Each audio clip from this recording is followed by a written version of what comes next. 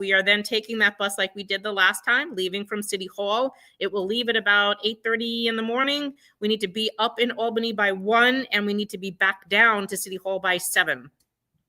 So that is April 7th. That is May 15th. That is very, very important. May 15th, sign up for the bus. Okay. On our website, nycretirees.org, we have our homework assignments. As I told you, because DC37 made a complaint to Action Network about our emails, they shut down our account. But have no fear. I remember computer programming from when I was a young person. When we did it the old school ways, and was able to code some HTML into our email, into our website to create emails. But this time you get to be more personal with them rather than me write them. We have a short little blurb, keep it short and simple, but you just need to sign your name and you're free to add anything else you want. Oh, and if you scroll further down, you can surely let Harry Nisboli, Michael Mulgrew, and Henry Garrido know exactly how you feel. Because there's one email that goes directly to the three of them. We didn't forget them. We wanted to share the love, but that one's separate all the way down at the bottom. So you will see that there's email links for the city council. There's also emails to stop the pension Ponzi scheme, so you can go ahead and continue those. And we narrowed those down basically to the governor, the speaker, and the majority leader, just to make it short and simple, okay? Those are on our website. Now, April. So April 16th, April 17th, April 21st, and April 29th. Let's break each one of those down. April 16th, we are meeting at City Hall Park. We are doing petitioning for a rally and petitioning for one of our first mayoral candidates that we endorse, Jim Walden. So please come out to that. We're asking you to RSVP on that link that I sent out the other day. And we're also trying to help him coordinate some of you that are in the outer boroughs that can't get into Manhattan. Let us know where the need is. If there's a great need in Queens, he will go to Queens.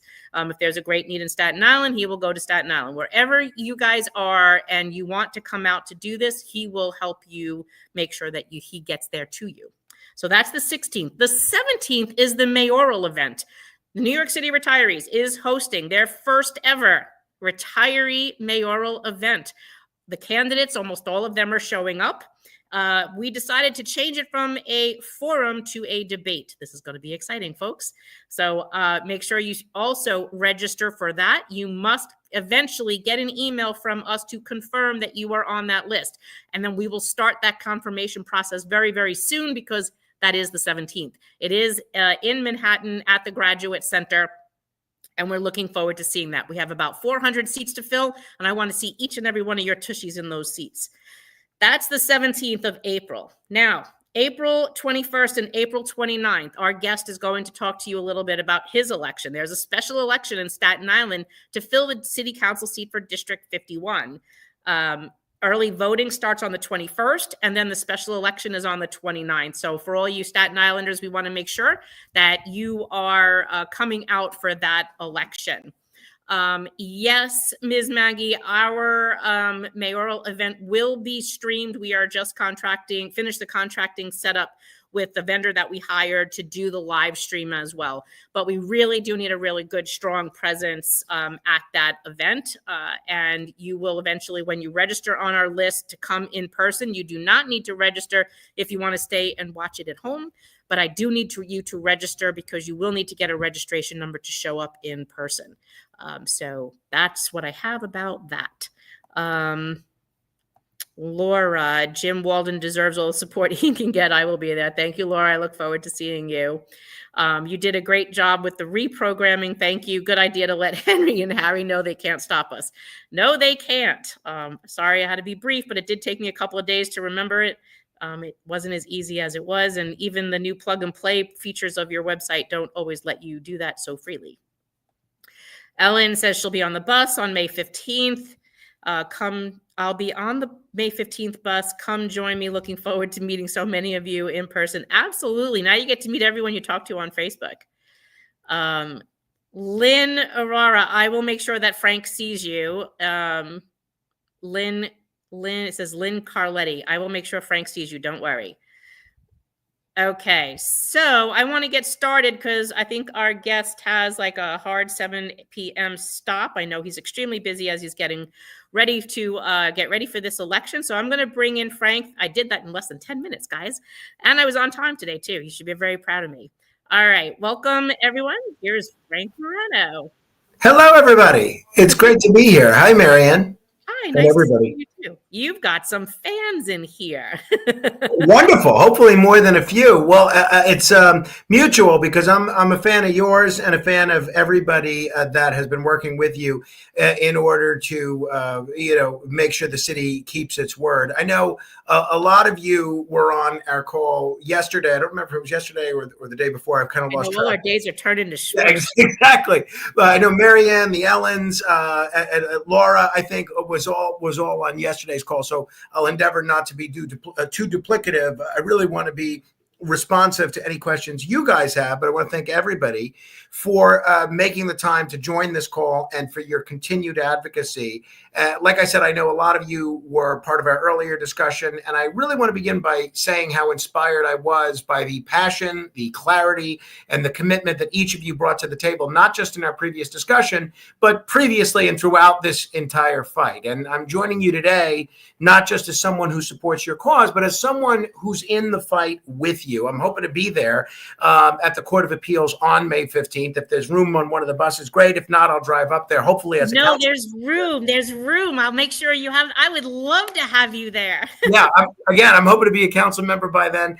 I'm under no illusions about how hard this battle has been. You've been ignored, sidelined, and in some cases, and I just learned this week, outright disrespected by the very people who should be thanking you for your service. It's outrageous. It's unacceptable. And what's even more disturbing is the larger trend that we're seeing, an erosion of trust in government and a slow motion attempt to dismantle the promises made to working people. This is not just about healthcare. It's not just about you, quite frankly. It's about honor, dignity, and justice. So today, while I won't repeat everything I said yesterday or the day before, I want to reaffirm a few things for anybody that wasn't on our previous discussion. I still believe promises made should be promises kept, full stop, period. I'm committed to doing everything in my power as a candidate and then hopefully as a council member to protect your access to traditional Medicare and oppose the forced switch to Medicare Advantage. And I'm ready to use my platform and hopefully my vote on the city council to be a loud, persistent, and effective voice for all of you. This isn't just your fight, it's our fight. And with your help, we're going to keep building pressure, shining a light on this issue, and pushing every lever we have, legislative, media, political, until this city treats its retirees with the respect and fairness that you deserve. Let's keep going. Let's keep organizing, and you've done an incredible job already. Let's win this together as we cross the finish line. Yay, that's what. And then you will be eventually a retiree, Frank, and this will also affect you. Fingers crossed. Fingers crossed. So Bella Holden says, thanks for your support, Frank. You have my vote. Thank you, Bella. I hope you live in the 51st Council District. If not, you may have to move by April 29th. Absolutely. Oh my goodness. There was someone else said they were from Tottenville and I just lost her. Oh, great. That's where my parents live. They're on Finlay Lois Street. Schwartz. Lois, how are you? You may see my dad running around. He looks younger than I do, so you may not know he's my dad. So be sure to beep at him when you see him running around. That's great. Laura says, yes, I agree with Ellen. Frank was great with our questions the other morning. Fantastic for Frank to join us at the Court of Appeals. Mary, he's the real deal. Thank you. And today I did speak with a staffer from the Common Sense Caucus of the City Council, which I'm planning to sit with if I am elected. And they reiterated that they're going to be submitting an amicus brief in advance of the Court of Appeals. They did. We were so happy about that. Vicky Palladino posted about it a couple of days ago because all documents had to be in like last week. And was it this week? Anyway, yeah, whenever they were, they wanted to make sure that I was aware of that, and that everybody here was too. Yes, and they were the only caucus, by the way, not the Democratic caucus, not the Progressive caucus, not any other caucus. And there's many other caucuses in the city council. Not one would take our phone call to do it, and they did. And this is the second Wonderful. time, by the way, that they Yeah. did. So we were very happy, absolutely happy to see that. Ellen says, I love the Common Sense Caucus. Me too. Me too. The last bastion of sanity on so many different issues, including this one in the city council. As Marianne alluded to, I think there are 51 members. I think there might be 60 different caucuses within the city council. Laura says, wow, Frank, I'm not used to hearing a candidate be so full-throated about our fight. This is really that easy, right? As far as I'm concerned, look, I think it's one thing if we wanted to have a discussion about changing benefits or healthcare benefits for future retirees, for future workers, but to tell people that in many cases passed up higher paying jobs in the private sector because of the expectation of Medicare, traditional Medicare, and certain retirement benefits as a city worker, to tell them to pull the rug out from under them and shrug and say, well, you screwed up, you trusted us. To me, that's a non-starter. And I'm totally unconvinced of the perceived fiscal benefits to the city if you go through with this. John says the city blows $600 million a year in recurring and all kinds of silly nonsense. We currently pay almost $2 billion yearly in investment fees to the city's 5 pension systems. Ensuring what we can recruit and retain quality people to be career cops, teachers, and EMTs should be the top priority. It absolutely should. And that's why I think we're so short-staffed, and we've been short-staffed. It's just we're not respecting the workers, enough. I agree. Yeah, they're watching us be very public about being screwed in retirement. Why would anyone then want to risk joining the city to know that? And this is the crazy part of that, Frank, is that this affects council members, non-union people as well. We have 1/3 of our base is also non-union, meaning they were never in a union because they're policymakers. They were lawyers, commissioners, heads of department, lawyers, city council members, mayors. This is their healthcare. And they've never been in a union, but this city health program is their health program. Mm-hmm. So if we're not keeping our union leaders on the right side of history, knowing that they shouldn't be privatizing a federal public health benefit or clawing back benefits to a retired person, what would make someone want to take a job and stay in that job for the long haul? I think that's really the crux of the entire argument, right? I mean, I don't know why anyone would trust the city to keep its word on anything if the city has shown itself to be completely untrustworthy. I think that's it. I think it would be devastating for the morale of present retirees, present city workers, and future retirees, and future city workers. Yeah, absolutely. And I think that also it shows that people are starting to pay attention.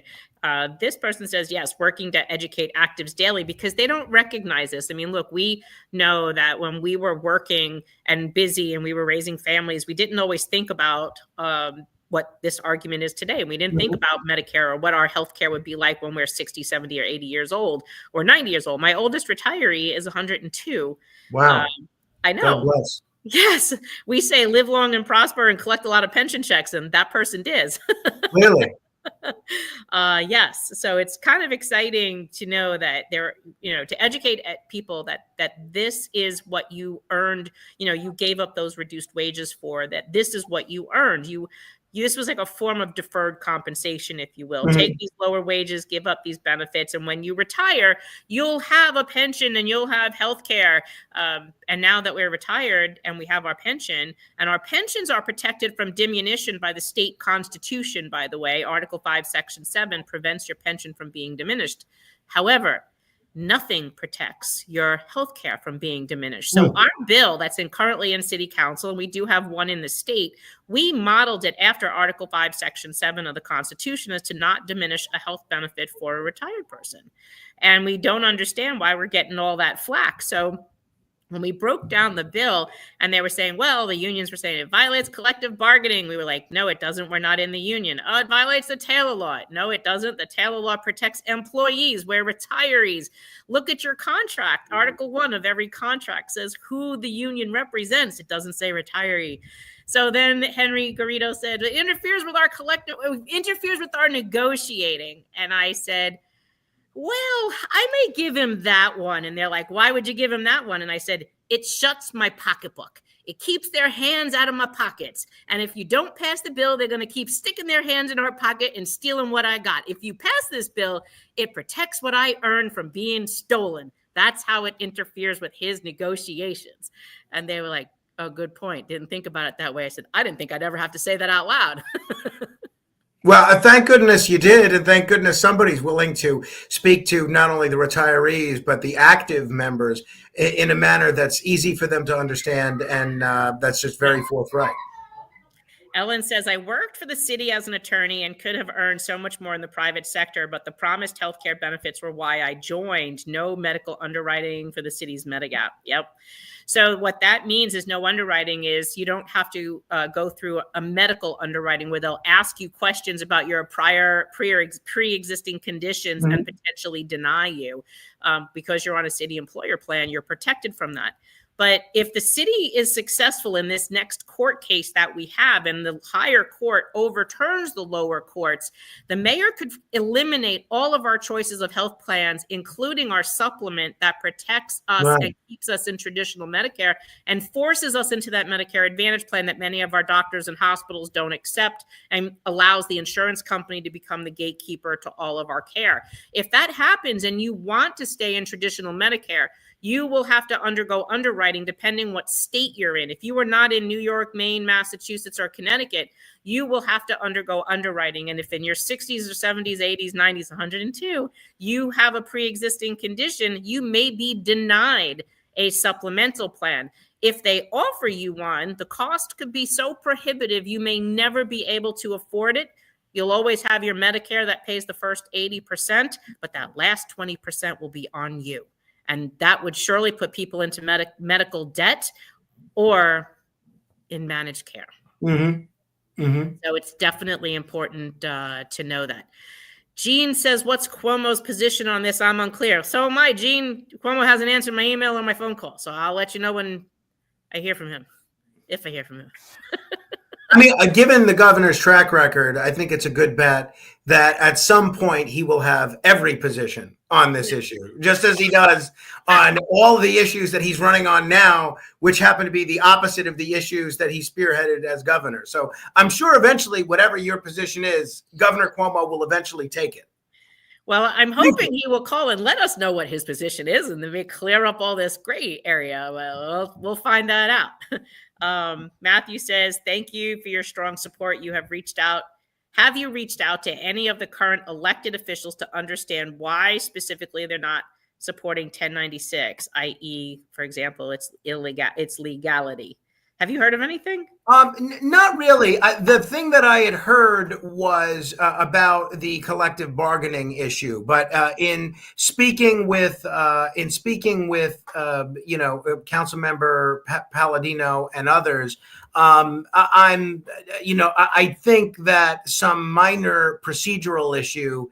It doesn't do anything in terms of convincing me that it's not within the city council's purview. Right. So I have spoken with everybody on both sides of the issue and with an open mind, genuinely. But I am totally unconvinced about the argument that it's not legal. The response.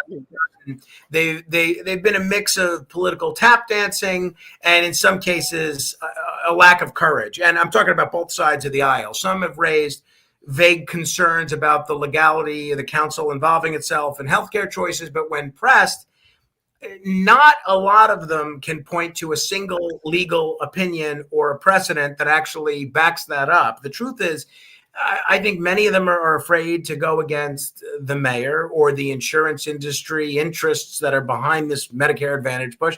They're hiding behind procedural arguments and pretending it's a legal gray area, when really it's pretty clear legally. I think it's also pretty clear morally and ethically. And let's be honest, since when has it been considered illegal for the council to protect people's health care? If there's any legal gray area, That's exactly why Intro 1096 is so important, to make the city's obligation clear in law and eliminate any room for future administrations to play games with retiree benefits. So yes, I'm talking to them. I'm continuing to talk to them. I'll keep pushing, but we also need to keep the pressure on together, because ultimately what you say matters a lot more than what I say. Because when the constituents speak out forcefully, as you guys have, and publicly, that's when politicians suddenly find their spines.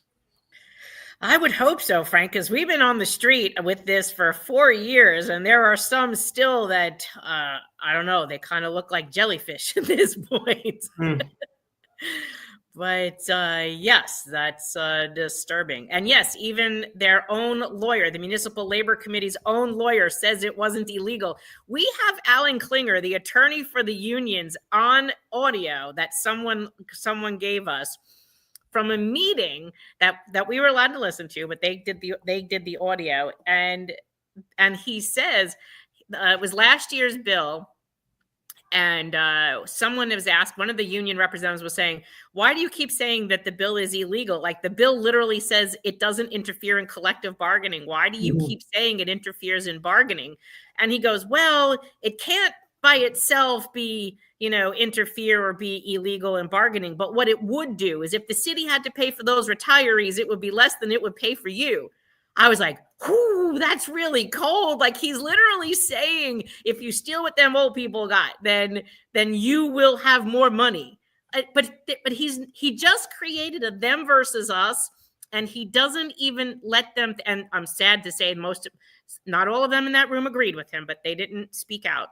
I will tell you that not all the unions agreed with that, with what they did, but they didn't have the power, because of the Municipal Labor Committee's weighted voting structure, 1 vote for every 250 members. The two largest unions could basically sway that 2/3 vote to pass a motion.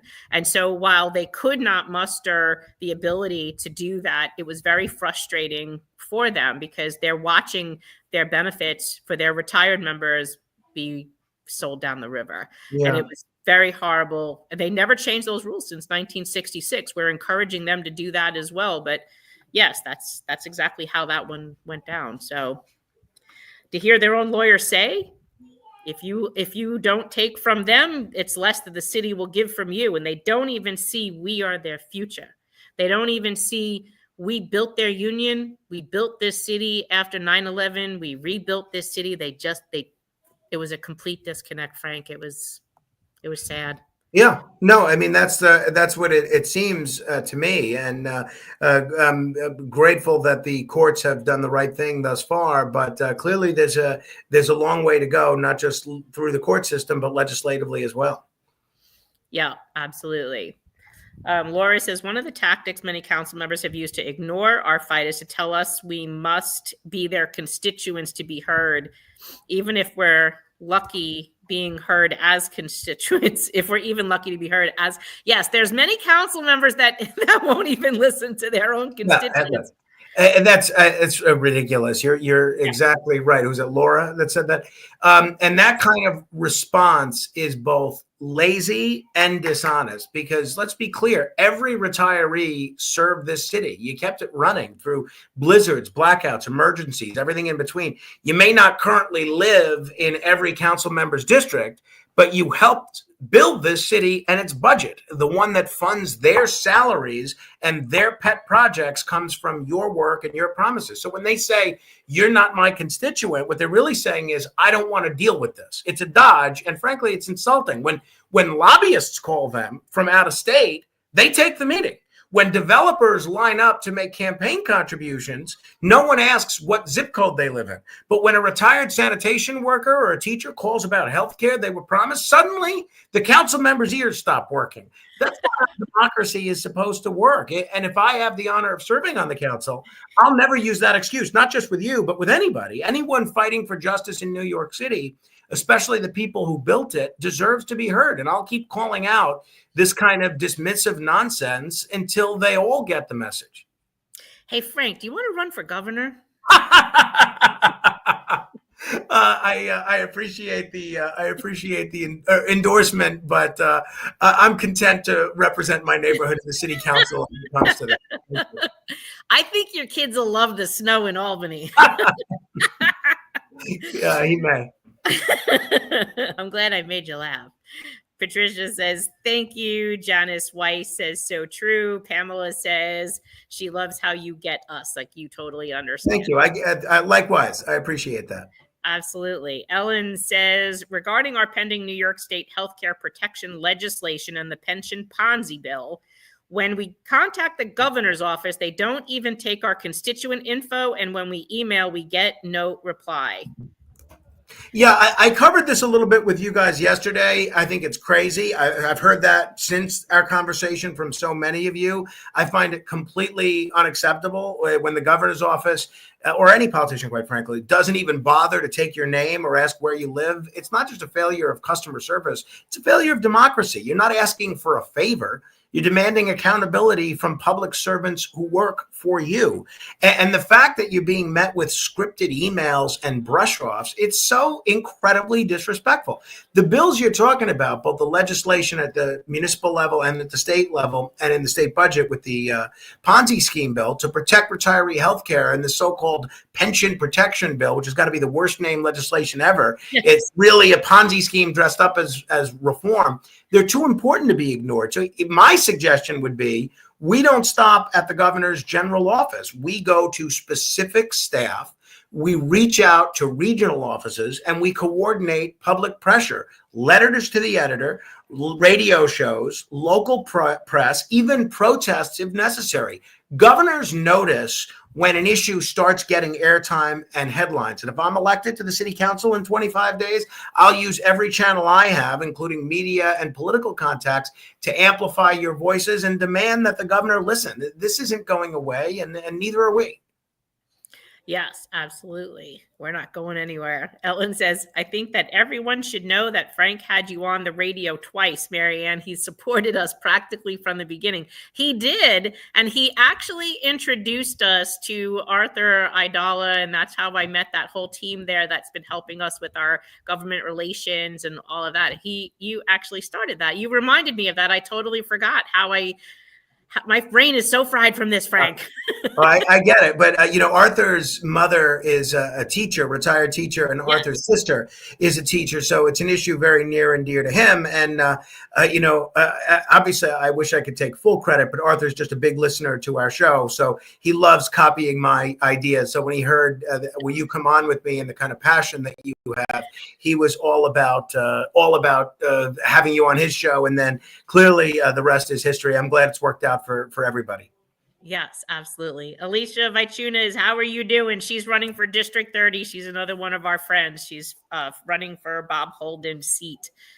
So Alicia's here in the house listening. Joe, nice to see you, Joe. Says, Frank, good evening. Thank you for taking the time to speak with the group. I'm a South Shore resident and appreciate your stated support for the group's position on maintaining traditional Medicare for retirees. Additionally, I would like to know if we have your support on pushing the administration to release all information related to what they knew about the 9/11 toxins. Also, will you push our congressional folks to continue to support the 9/11 Victims Compensation Fund and the World Trade Center Health Plan funding?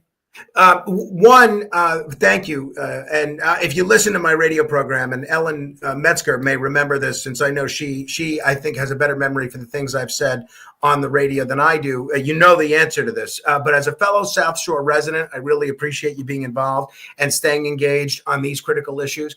But to your questions, yes, you have my full support on both counts. First, when it comes to the 9/11 toxins, we deserve transparency, period. The idea that any level of government may have had information about the dangers and failed to disclose it, or worse, deliberately downplayed it, it's infuriating. If elected, I will absolutely push the administration, whoever that administration is, to release all available records and internal communications related to what they knew, when they knew it, and how decisions were made in the aftermath. And second, I think the other thing you mentioned was when it comes to the 9/11 Victims Compensation Fund and the World Trade Center Health Program.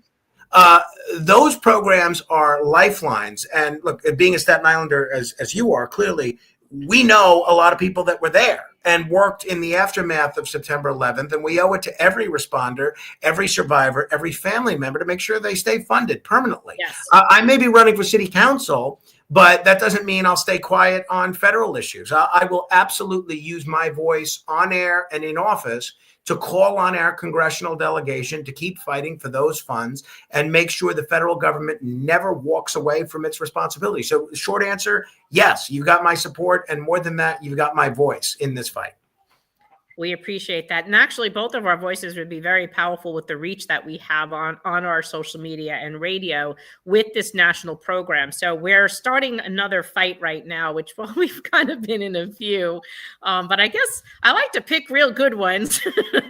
This next one is still continuing the World Trade Center program, is in truth to Joe's question, is that they just removed, they laid off a bunch of people. The federal government laid off a lot of Health and Human Services employees, including John Howard, the World Trade Center health chair. And John was with us, and I was actually on that very first steering committee back in the early 2000s when we built the national program. And there's been a lot of problems with that national program. You know, we can talk about that again, but later, in that the program doesn't have a full network. There's not a network of doctors. It's literally a ghost network. And a couple of months ago, I was down in Lower Manhattan, and I tried to get into Letitia James's office to discuss with them, because there is a law on the books in the city of New York that ghost networks on insurance companies are illegal. And the World Trade Center Health Program's has a ghost network. There are retirees that live even in New York State, in upper New York State or out east, that they cannot get to doctors without coming into Manhattan to go to the World Trade Center program, or even Stony Brook is the other one, but they wouldn't necessarily be in the Mount Sinai program. If they have to come into Mount Sinai, meaning like we had one of our retirees come in from upstate, or we have retirees that move out of the state, the state of New York, and they cannot find providers in the state that they currently reside. We had one active employee. Remember 9/11, we had responders come from around the country to help us. So we had an incident management commander come from Oregon. And his name was Mike Larai. Mike recently just passed away. He required a double lung transplant due to his illness from World Trade Center exposure. Newly married, had to go from Oregon to Arizona for healthcare. And with the World Trade Center program. And then the World Trade Center program was giving him a hard time run. And the reason why is it wasn't the program per se, it's how it's being managed. The new vendor that they chose, they went from LHI to Sedgwick, owned by the Carlyle Group, which is a private equity firm. And they literally pride themselves in making money off of government subsidies. So it was kind of ugly that they got these billions of dollars to take care of us, but there's no doctor. So let's say one of my retirees lives in Florida, you were to call up and say, hey, I need a doctor living, in this area that is this specialty. And they'll say, okay, we'll get back to you. And they're like, what do you mean? Can't you just pull it up? And they're like, no, we'll get back to you. And then 2 weeks goes by and they call back again and they're like, do you have the doctors? Could you give me a couple doctors in my neighborhood? Well, it's taking us some time. We have to call all the doctors in the area to find out if they'll take our plan. And we're like, excuse me? Don't you have doctors in a plan? Didn't you have a plan when the federal government actually chose you as a vendor? You told them you had a network of providers. That was all a ruse. Meanwhile, they got the cash, but they're not providing the service. Ellen, just for my benefit, and I think based on and pardon my ignorance on this one, and based on the context in which you just explained that, I think I understand. But could you just define for my benefit, and again, maybe I should admit that I don't know this, what a ghost network is? When we use that term ghost network, what does that mean? What a great question. Okay. A ghost network. So you are in an insurance plan, like the World Trade Center plan. You expect them to have a network of doctors. They even say they have a network of doctors. They may even provide you with a list or a link online that says, these are our doctors. But when you call them, they'll say, sorry, I'm not taking more patients, or sorry, I don't take that insurance. Now, they published a network, but it's not real. Some of them are dead. Some of them no longer take the plan. It's not real. It looks like a network, but it's a ghost network. It's not a legitimate network because either the doctors are dead, they're not current, they're not taking their plan, they're not taking new patients. It's not a real network of providers, because I should be able to pull up, and this was how we knew something was wrong. The World Trade Center program had a link on their website, and it said, find your provider. And you would put in like your zip code and the provider specialty that you needed. No doctors would come up, no matter what zip code you put in. And we were like, this is insane. Maybe the tool's broken. So we called. No, the tool's not broken. The tool's functioning. Don't worry about it. Just keep trying. It wasn't working. And then finally, they members called me, and I called my contacts in CDC NIOSH, and they said, yeah, we know that we're having a problem with it. And then last year, we started pushing the issue because my retirees that moved out of New York State said, I'm not finding doctors in the World Trade Center program, and I'm having to go back to New York to get health care. Now, we called Nicole's office on this. Me and John, here's John Manning in here. John and I called Nicole, and we spoke to a gentleman in her office, and we hadn't really got a follow-up. So maybe that's something that you'd be able to work with us on. But yeah, I may see Nicole this weekend. So if I do, I'll bring it up with her. We want to bring back, we want to bring the program back to where it used to be 15 years ago, where it was literally functioning. This vendor's contract was a 4-year contract. I think it was signed in like 22. And they're telling me after 4 years, then they'll put it back out to bid. And I'm like, no, taxpayer dollars are going out right now for this program. And the people that are suffering are the people that need health care, which is why it's so important. I'm going to tie it to our own issue, is in order for me to get care under that World Trade Center program, I have to have a certified illness, and I can't get my illness certified if I can't get the tests in place to be diagnosed. So if I'm in managed care and I don't have doctors in the network, or I don't have doctors are getting denied to provide the tests that they need, let's say to diagnose a cancer or an interstitial lung disease or some kind of a growth on my lungs, then I'm waiting time and time and time. And if you see a growth on your lung and you know that you're a 9/11 responder or survivor, that could very quickly manifest to cancer. And the more time you wait to have it diagnosed, the more of a problem you have. So if you're in managed care, this becomes an even more of a serious concern, because then there's a delay in you getting diagnosed, then there's a delay in getting you treated. Once you have that, then you have to take that diagnosis and give it to the World Trade Center program and hope that they certify that as World Trade Center related, where they will pick up the costs so that you're not paying, and the drugs and whatever surgeries, whatever else you need. And because Mayor Adams and some of the union leaders like DC 37 and the United Federation of Teachers just smacked copays on all of my retirees now, $15 on every single service. If they're attached to a facility, it's an additional $15. So those $15 copays now look like $30. You go for cancer treatment 3 times a week, it's $30, $30, and $30. You need a blood test, it's another $30. And I told you how much we make. We're not wealthy retirees. Sure. 2/3 of DC 37 makes under $35,000, and 1/3 of them make under $12,000 a year, and our increases are only 1 to 3% of the CPI. So at 1.8% this year, our increase was $324. So this is not something that they can afford. And it's frustrating, because this is why we have to have our healthcare. It's even more important to have traditional Medicare. So those ghost networks prevent you from finding a provider. You leave New York, you think, oh, I'm going to Florida. It's a big area, very well populated. I'll get my World Trade Center care there. This retiree needed psychology for PTSD. And so like when you have post-traumatic stress disorder, you sometimes see a psychiatrist. They may provide you meds, and then you see a psychologist for your periodic counseling. If you can't find those doctors, you're paying out of pocket for that. Right.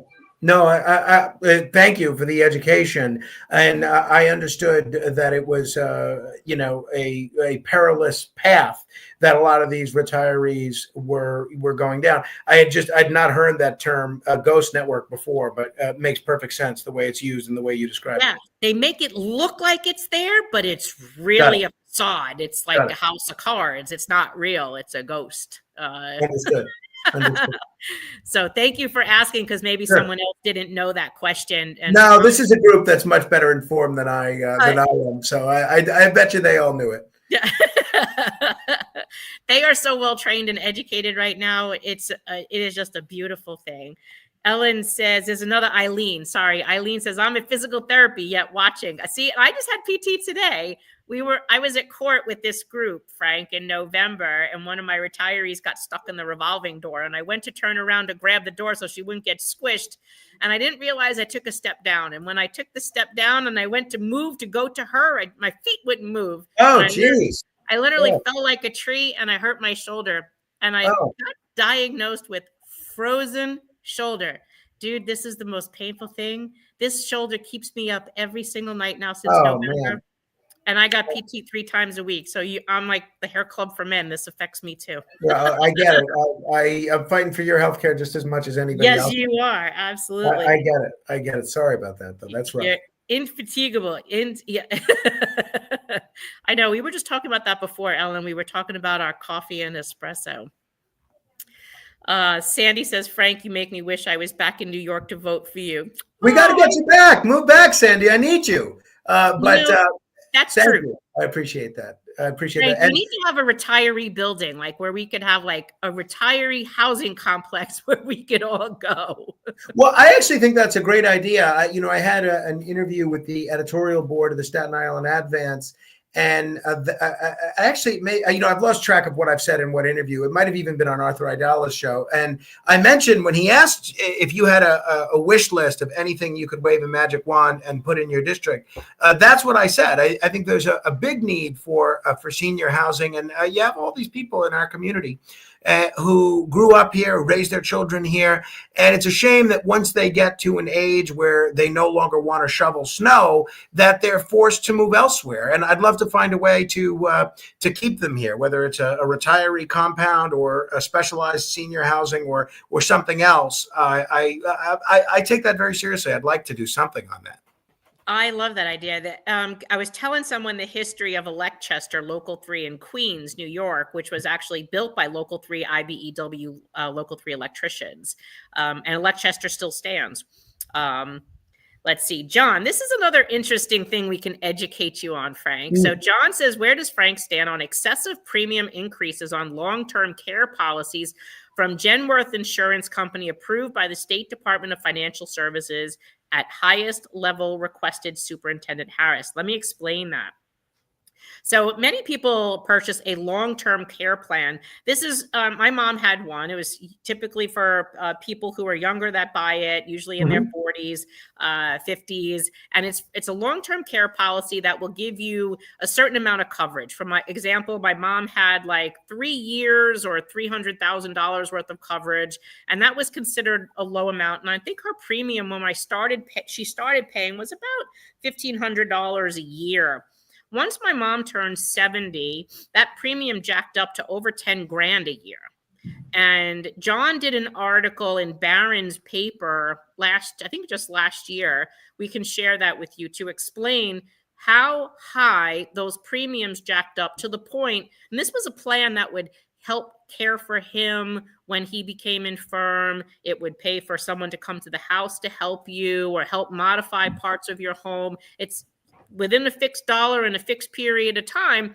But it was a plan that if you needed it to help you when you really needed assistance, it was there for you. And it gave you dignity in life, especially as you were getting more infirm and needed more help towards the end. And a lot of people purchase this policy. And then all of a sudden, as you get past a certain age, the policy becomes so expensive, it's prohibitive, and you can't maintain it. I actually am somewhat familiar with this, not to John's level of experience and certainly not to your level of expertise. But, my parents are senior citizens, both of which have long-term care insurance. And, I've looked at different long-term care insurance options for myself and for my family. And I've seen, some explosive premium increases. But I think in general, the excessive premium increases on long-term care policies, and I'm not familiar specifically with what Genworth is doing, but whether we're talking Genworth or other providers, it's nothing short of predatory. And the fact that these increases were approved by the State Department of Financial Services, as appears to be the case, and at the highest level requested. It's outrageous. I think Superintendent Harris and the DFS, they're supposed to be the watchdogs here, not a rubber stamp for corporate profit at the expense of vulnerable seniors and people that aren't even seniors yet. These are people who planned ahead, like my parents, for instance. They paid into these policies for years, sometimes decades, expecting a basic level of stability and security. And now in retirement, often on fixed incomes, they're being forced to choose between keeping their coverage or affording rent, groceries, prescriptions, whatever else. That's not a system that's working for people. That's a system that's being gamed by insurers. So yes, John, I think it was, I oppose these kinds of increases. And while the city council doesn't control state insurance regulation, I can absolutely be a vocal advocate for hearings, transparency, coordinated pressure on DFS and the governor's office, especially where a lot of this lives and dies, to rein this in. The city can and should raise its voice when state policy harms its residents. And even though it's not directly an issue that I might be voting on, I'm not going to hesitate to do that because New Yorkers deserve protection, not price gouging. Yeah. Yes, absolutely. Here's Joe again. Joe's coming in from LinkedIn. He says, Frank is on point. In Staten Island, we have one small Mount Sinai office on Richmond Road that's woefully understaffed, and it's hard to get an appointment for just your annual physical, never mind specialty care. Yeah, I mean, that's my experience. I have not been there myself, but anecdotally, that's what I hear from friends and retirees myself. Yeah, absolutely. Let's see. Yep, Joe, I said that again. Lynn says, my mom passed from a 9/11 illness. I called NYCERS and they wouldn't give me any information about her application for the 9/11 fund. So, Lynn, that's not going to be through NYCERS. If you're talking about the Victims Compensation Fund, if your mom was represented by an attorney, typically that would be like Barish and McGarry. You would need to call the firm. If you don't know which attorney handled your mom's case, or if an attorney handled your mom's case, please reach out to the Victims Compensation Fund directly. They will tell you who was handling that case, if anyone, or if she did it directly with them. Okay. So Lois says, Frank, you have my vote. Thank you. Thank you, Lois. I appreciate that sincerely. Very much so. If you want to sign up for a lawn sign or anything, you can go to my website, moranoforcouncil.com, and there's a tab to request a lawn sign. I'll be happy to bring one over. moranoforcouncil.com? moranoforcouncil.com. MORANO council.com. Yes. I am putting that in the chat. You were also, all of the candidates we have endorsed are up on our political website, everyone, which is retiredlaborstrong.nyc, just so you guys know. And you'll find Frank's link there as well. Thank you. Very proud of that, by the way. Yes, we're proud of it too. Marcia says, I admire Frank so much for asking Marianne to define Ghost Network instead of nodding and pretending to know. This is so impressive. Nobody displays that level of honesty anymore. See, I told you, they love you, Frank. Thank you. You know, one of the things you learn in radio is you can only fake being an expert in something that you don't know about for 45 seconds. But if it's anything longer than a 45-second conversation, it's much better to just come clean and admit you don't know, because nobody knows everything, especially not me. Otherwise, I wouldn't have been on the radio for all these years. And my mom always said there's no such question as a stupid question. So I agree. So John is updating you, telling you that there was a 271% increase in that policy, and the IG would not investigate elder abuse because that's what he thought. I'm going to send you that article. And Thank John's you. one of our retirees, and he did this article in Barron's, just Thank so you. you know. Yeah, I'm looking forward to reading it. Thank you, John. Why is the Working Family Party not supporting many of the people we support, like Stringer? Sorry for being a bit off point, but I like Morano's ideas. So, John, I'm going to answer that one because I was just posting the same thing on Justin Brannan was hooraying himself about being endorsed by the Working Family Party. I want to know why the Working Family Party isn't considering candidates that are not supporting protecting a retired workers' public health benefit of Medicare benefits, earned benefits. And my point to that is, listen, for those of us that have kids, and they may just be worried about the working families or the young people, but if we have problems in healthcare and we don't have access or don't have the money to pay for to treat us, or we become sick and infirm or disabled, and we can't take care of ourselves because we don't have insurance, for those of you that have kids, you're moving into your working family's home. And your kids are going to be taking care of you. So we keep trying to tell them, empower the person that earned their benefits to keep their benefits and be able to get the health care that they need so that they can live in dignity, so that they don't have to be a burden on family. That should be what they should be advocating. And as well, they're a progressive organization. Why are they not accepting it's progressive to protect an elder worker's healthcare benefit that was promised to them decades ago? So I have my own issues with the Working Family Party. I honestly think that a lot of these parties, I think we need to start our own party, to be honest. We need to start the retired Labor Party. And I think we're going to do our own endorsements like we are doing now, but we're just going to take this to the next level. What do you think of that, Frank? I think that's great. I've spent most of my life in the independent political sector, and I think that's great. And I hope you run a candidate this year, not just for mayor, but all the citywide offices. And, I'd be game for running on the retired Labor Party line for city council this November as well, irrespective of whether I win the Republican primary or not. The shame of it is, this is yet another area where Governor Cuomo has stifled free expression and democracy, because it used to be difficult to start your own party. You'd have to collect 15,000 signatures to run a candidate for governor and then get 50,000 votes. But if you did that, you were good for 4 years. You got ballot access for 4 years, and people could register in the retired Labor Party theoretically for 4 years. Now what they've done is they've made the number of signatures necessary, instead of 15,000, which was already difficult, they've made it 40,000, and the number of votes you need, instead of having it 50,000, which was already difficult, they made it 130,000 or 3%, whichever is greater. And if you somehow manage to catch lightning in a bottle and pull that off, you are only good for 2 years, not 4 years. So Cuomo really did this to target the Working Families Party,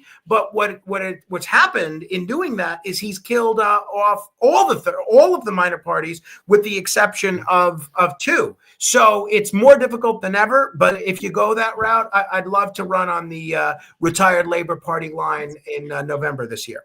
That's cool. I'm going to work on that as soon as I get off the call with you. Please do. 450 signatures in my district, and I'd be happy to do my part and help collect them. That sounds awesome. Janice is one of our retirees that lives on the West Coast. And she says again, and I'm sorry, Janice, I just want you to know, I live stream in here from like 8 different channels. And sometimes the comments move so fast, I don't see them. So she wants to know how people who don't live in your district or borough can support you. Well, that's so nice, Janice. A couple of ways. One is, if you know anybody that lives in the South Shore of Staten Island, that would be a huge help. Two, if you wouldn't mind, say, maybe recording a testimonial and tagging me in it and sharing it on social media, we'll share it as well. We'll amplify it. It's kind of the modern version of what they used to call a do me a favor letter. That would be a help.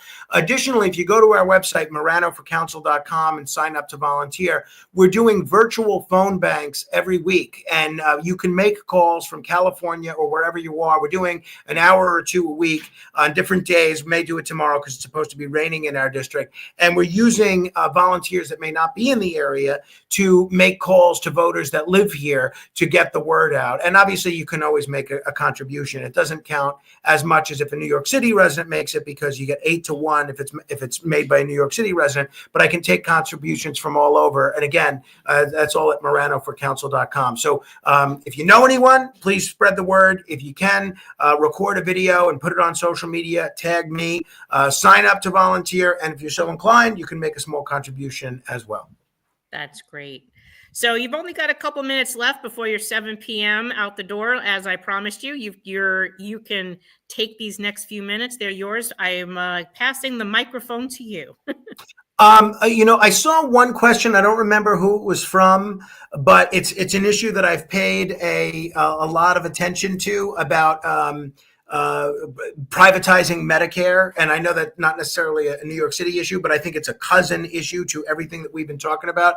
And I just want to state that this push to privatize Medicare is one of the most alarming and underreported trends in American politics right now. And unfortunately, I think a lot of people know about this, but what I think a lot of people may not know is that it's not just coming from the usual suspects on the right. Some so-called progressives are looking the other way, or worse, actively enabling it by siding with powerful union leaders and health insurance lobbyists who are pushing retirees into Medicare disadvantage plans that restrict access, delay care, and put people over profit. So I totally oppose this trend completely. And what we're seeing is a slow motion betrayal of the very promise of Medicare, a program that has worked for decades because it was public, predictable, and centered on patient care. And when people say it's about saving money, I don't buy it. I think it's about shifting public dollars into private hands, plain and simple. But as far as, just in general, summing up kind of where I am and everything with respect to everything we spoke about, in the end, this fight is about more than just healthcare or pensions or retirees. It's about keeping the promises that were made to those who built and served this city. Retirees shouldn't have to fight for the benefits they've earned, but if that's what it takes, then we're in this fight together. And you have my word. I will never stop advocating for you. Hold me to that. I'll never stop pushing for transparency and holding those in power accountable, because it's what I've always done as a citizen, as a media personality, and as a good government activist. The city, the state, they all owe you a debt, and I'll make sure that debt is paid in full. Thank you, everybody, for your courage. Thank you for your resilience and your commitment to standing up for what's right. And together, I hope we'll make sure your voices are heard and your rights are protected. Most of all, thank you for inviting me to be a part of this and inviting me to be a part of our other conversation this week, caring what I have to say and taking the time to educate me on maybe some of the issues that I'm not well versed in. That's fantastic. I can't thank you enough. And Laura is also saying she loves you. So thank you. I love you, Laura. If you don't live in the 51st district, move out here. We need you. Laura says, goodness, I love this guy. You nailed it, Frank. Thank you both. Thank you, Laura. I appreciate it very much. I appreciate you spending time with us, the intimate meeting that we had with our small group of retirees the other day, and then this where we're able to reach the masses. And this will live on our Facebook, our public page, our private page, our Instagram, our YouTube, where you can share it. It's also will be on X and LinkedIn. So we're making the moves, and you're streaming it. I can see here into Facebook and Instagram at the same time. So if you are a New York City retiree, clearly the New York City municipal retirees are showing Frank the love today. So we appreciate you spending that time with us, understanding and learning about our issues and making them your issues. And we appreciate that. And as retired Labor Strong, we are behind you as retired Labor Strong, Frank. Thank you so much. Thank you, Marianne, for your leadership and your skills as an organizer. And the election is in 25 days. And I can assure you that whether I win or whether I lose, I certainly hope it's the former, that it's not going to be the end of our relationship. I hope it's just the beginning, and that we continue to work closely together on these issues and a host of other issues that we might see coming down the pike in the future. Oh, we're family now, Frank. Love it. Love it. April 21st is early voting, everybody. Make sure you get out and early vote on April 21, and then the election is on April 29th. If you didn't make it out for early voting, and I will put that in the chat too, April 21st is early voting. April 29th is the election. Everyone, thank you for being here tonight, and we appreciate you, Frank, and we will see you on the air another day. Thank you. I just put my email in the chat as well. Anybody should feel free to email me at any time, and if I don't get back to you within a day, Marianne knows how to get in touch with me at any time. She's got a special bat signal. She puts that bat signal up, and I answer quickly. Thank you, everybody. All right. Good night, guys. I appreciate you. Bye-bye. All right, everyone, I'm going to call it a night. Thank you. Make sure you do your homework. Make sure that you have your calendar dates in. April, as he said, April 21st is early voting. April 29th is the election. Make sure you have our dates. April 16th, we are going to City Hall for a rally for Jim Walden, who's running as an independent for mayor. And then the 17th is our in-person, first time inaugural event for mayor.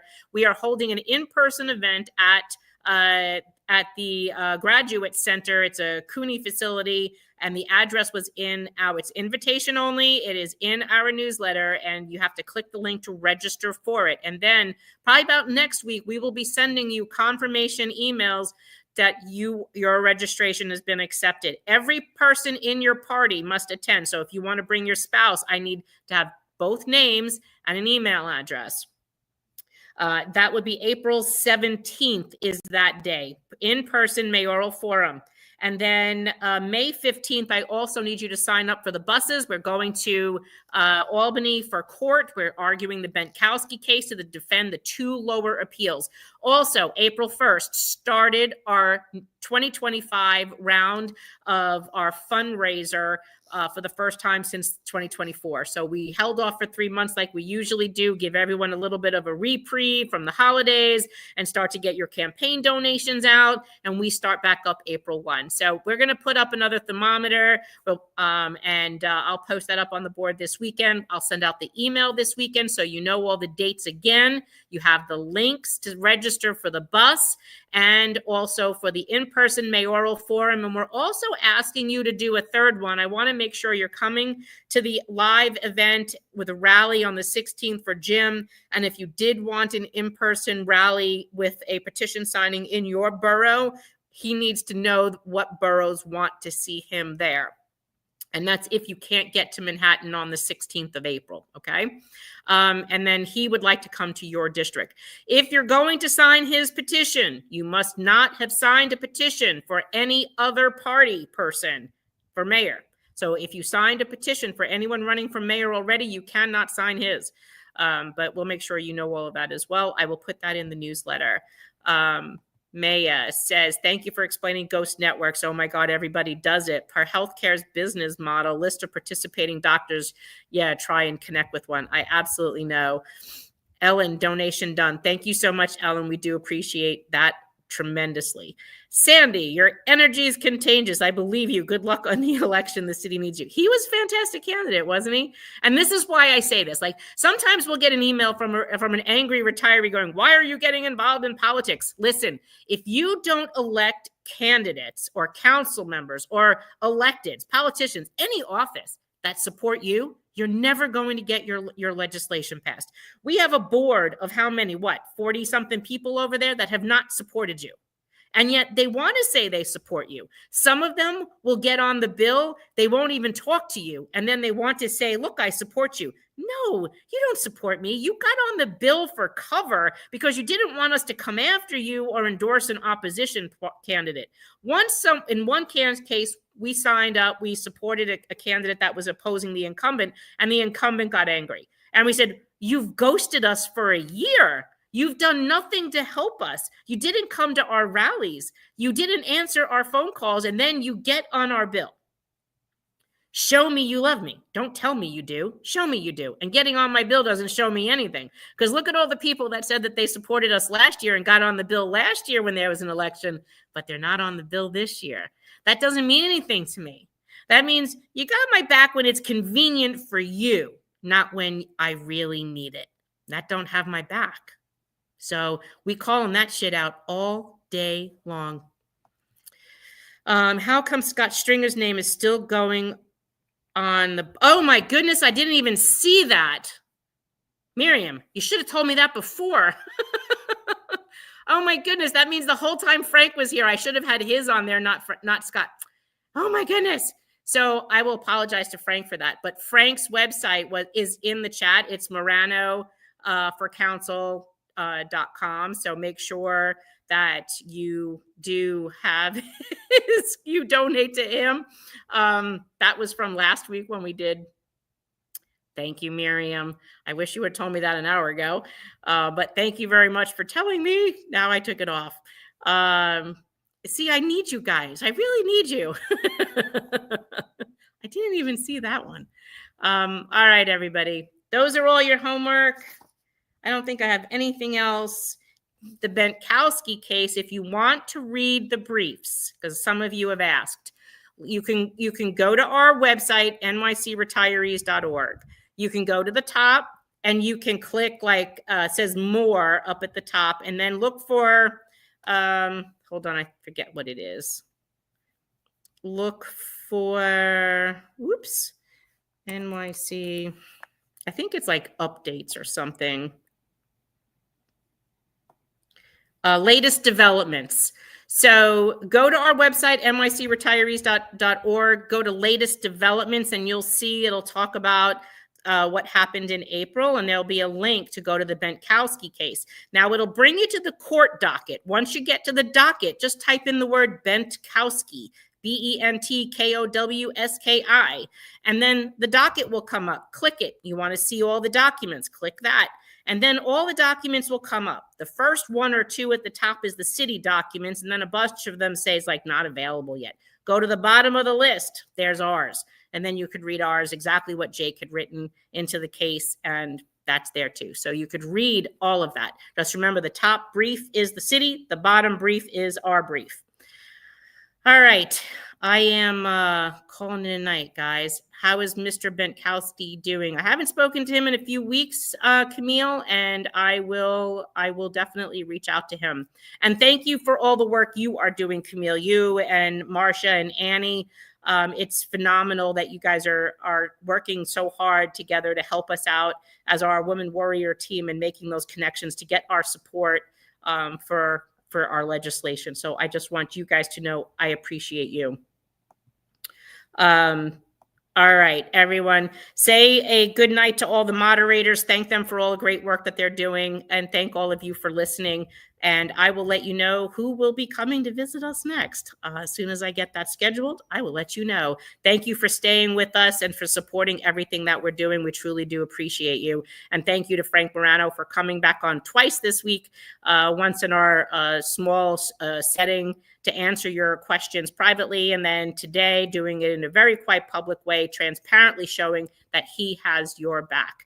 And that I truly do appreciate. That is a council person that if he gets elected, he will truly stand up for you. And that's exactly what you need.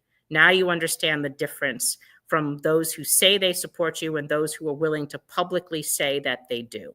So everyone, you have a great night. I appreciate all of you, and I will see you Monday. Ciao. Don't speak what you don't understand. The truth is not